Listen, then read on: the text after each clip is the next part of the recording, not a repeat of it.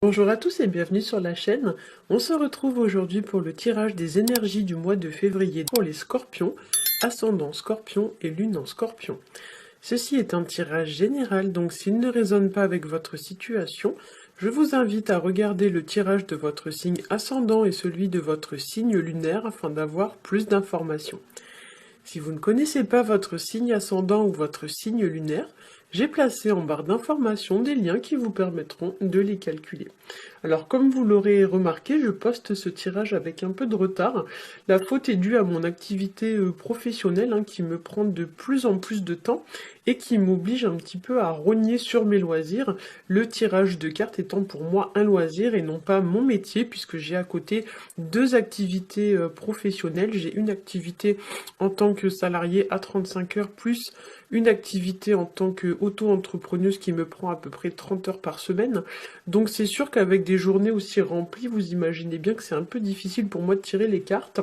Donc du coup, je songe en fait à vous proposer dans les mois à venir des formats de tirage qui vont être un petit peu différents et surtout qui me prendront moins de temps à réaliser parce que sinon je vais être obligée en fait d'arrêter, j'aurai jamais le temps de tout faire. Donc ne soyez pas surpris en fait si dans les mois qui viennent le format de mes tirages venait à changer. C'est tout simplement le moyen que j'aurais trouvé pour pouvoir continuer à tirer les cartes sur YouTube, sinon malheureusement je serais obligée d'arrêter. Voilà, donc petite parenthèse terminée. Donc ce mois-ci, je vous ai quand même fait un tirage en 3 cartes avec le Rider Tarot Deck comme d'habitude.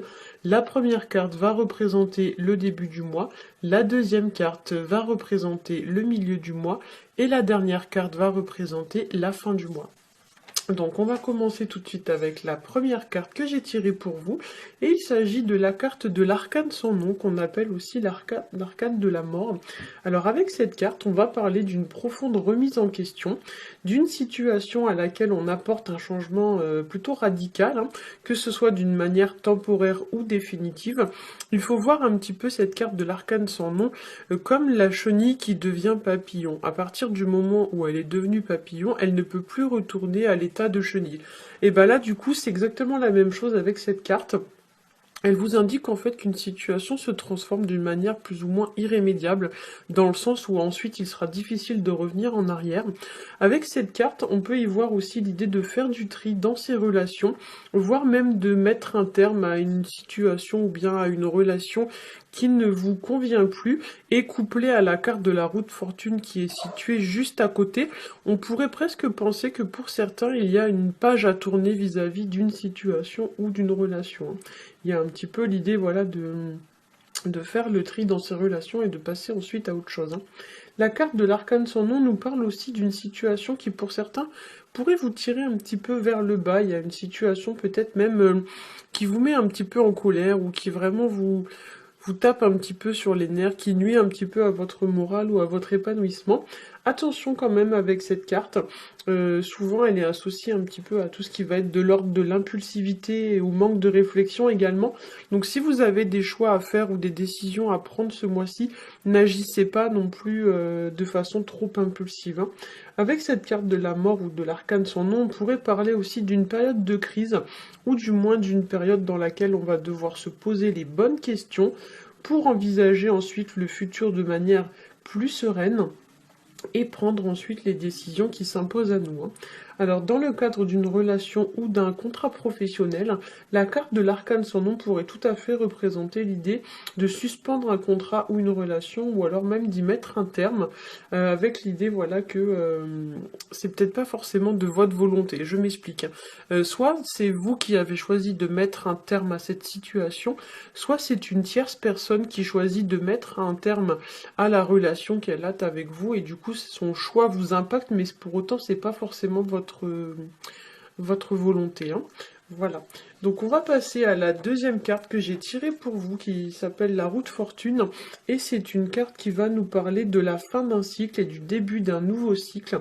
Ça nous parle des aléas de la vie avec ses bons et ses mauvais côtés, avec l'idée que pour certains on doit s'adapter au changement, tant bien que mal, j'ai envie de dire.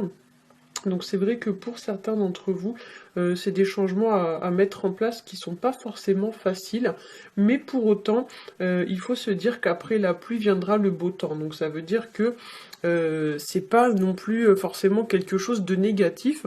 Peut-être même que vous en verrez les effets positifs, mais vraiment sur du long terme, hein. Pour le coup, c'est vrai que souvent quand on prend des décisions difficiles, au début, on ne voit que les aspects négatifs de la situation, et puis avec le temps, on s'aperçoit que c'était une situation, du coup, qui pouvait pas nous épanouir, et après avoir pris la décision, c'est vrai qu'on se sent des fois beaucoup mieux sur le long terme, mais pour le moment, ça rend pas la situation à vivre plus facile pour autant, hein.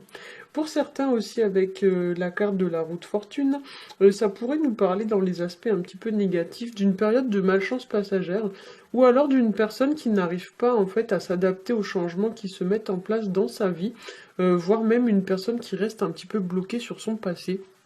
Puisque la carte de la roue de fortune, souvent, il faut la voir un petit peu comme une montre, et en ce sens, elle va représenter le temps qui passe. Donc pour certains, il y a presque, surtout avec la carte de la mort à côté, comme un deuil en fait à faire vis-à-vis d'une situation qui s'est passée au niveau de votre passé. Et du coup, il y a comme une page à tourner pour ensuite pouvoir repartir du bon pied, quoi, hein. C'est un peu ce que nous dit d'ailleurs l'énergie du chariot. Pour certains aussi, la carte de la roue de fortune, vous pourriez la voir comme une boussole, et en ce sens, elle va représenter l'idée de donner un sens à sa vie, de choisir dans quelle direction on veut s'engager, et on va y revenir parce que la carte du chariot aborde à peu près la même thématique, mais pour certains, voilà, on essaye en fait de se diriger dans une direction vraiment claire, nette et précise, et on revient pas ensuite sur ses pas, quoi, hein. Pour certains aussi, la carte de la roue de fortune, ça pourra donc représenter tous les changements qu'une personne est susceptible de mettre en place dans sa vie pour atteindre un objectif, que cette personne ce soit vous ou une tierce personne. Encore une fois, ici, avec cette carte, il est possible que ce soit une tierce personne qui mette en place des changements dans sa vie, et les changements qu'elle a mis en place vont vous impacter d'une façon ou d'une autre, hein. Alors, on va passer à la dernière carte, qui est la carte du chariot, pardon. Alors, c'est une carte qui nous parle de succès, ça nous parle de réussite, ça nous parle de s'engager dans une direction précise vis-à-vis d'une situation, de prendre la bonne décision ou alors d'atteindre son objectif. Avec le chariot, il y a l'idée aussi de reprendre en main les rênes de sa vie, comme si vous en repreniez en quelque sorte le contrôle. Pour certains, le chariot, ça peut aussi évoquer tout ce qui va être de l'ordre des déplacements, des départs, des voyages, ou alors encore de l'arrivée d'une personne dans votre vie. Ça peut aussi représenter l'idée qu'une personne va venir, par exemple, vous rendre visite, hein. On assimile également la carte du chariot à tout ce qui va être de l'ordre du déménagement, de la mutation professionnelle, et à toutes les situations dans lesquelles vous êtes amené à quitter, que ce soit temporairement ou définitivement, soit votre maison, soit votre entreprise, donc l'entreprise dans laquelle vous travaillez. La carte du chariot, ça va aussi venir vous indiquer pour certains l'idée de garder une forme de cohérence entre ce que vous pensez, ce que vous faites et ce que vous dites, avec l'idée en fait que si par exemple vous pensez oui, vous n'allez pas dire non, et vous n'allez pas mettre en place des actions qui pourraient potentiellement faire comprendre aux gens que c'est non.